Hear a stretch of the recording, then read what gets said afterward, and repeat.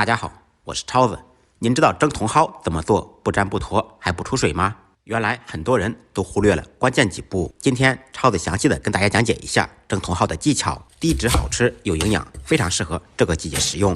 首先准备一小把比肉还贵的茼蒿，先去掉老一点的根部，再切成3-4厘米左右的长段。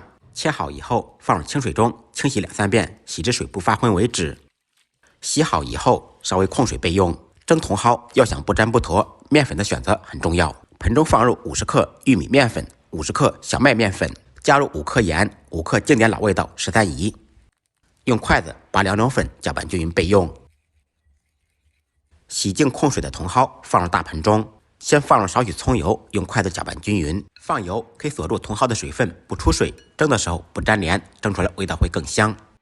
搅拌均匀以后，少量多次的加入拌好的粉，用我的左手抓拌均匀，使茼蒿均匀的裹上面粉，可以分2到3次加入，这样拌出来更加均匀。直到搅至盆的底部没有面粉的存在，全部粘在茼蒿上面就可以了。接下来起锅做水，放上篦子，篦子上面放上一块粘布，粘布可以提前用水打湿，这样不容易粘底。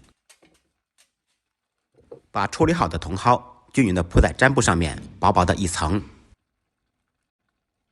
开大火烧开锅，开锅以后盖上盖子蒸3分钟。蒸制的时间也很重要，不要蒸得太久，蒸太久的话颜色会变黄，口感不脆。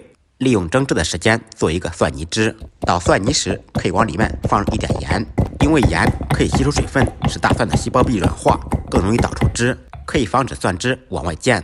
捣好的蒜泥放入碗中，加入生抽和香醋。好吃的关键离不开油泼辣子，油泼辣子也是夏季凉拌菜必备。再放入一点芝麻香油，把料汁搅拌均匀，一碗超级好吃的蒜泥汁就做好了。3分钟以后，茼蒿就蒸好了。关火，打开盖子，这样蒸的茼蒿颜色鲜艳翠绿，不粘不坨，香味十足。蒸好的茼蒿盛出，放入盘中，无论是蘸着吃还是拌着吃，都嗷嗷香。用这种方法也可以蒸制其他自己喜欢吃的蔬菜。学会的同学点完赞，动起手来试着做一下吧。咱们再累，1日3餐记得按时吃饭。下期视频见，拜拜。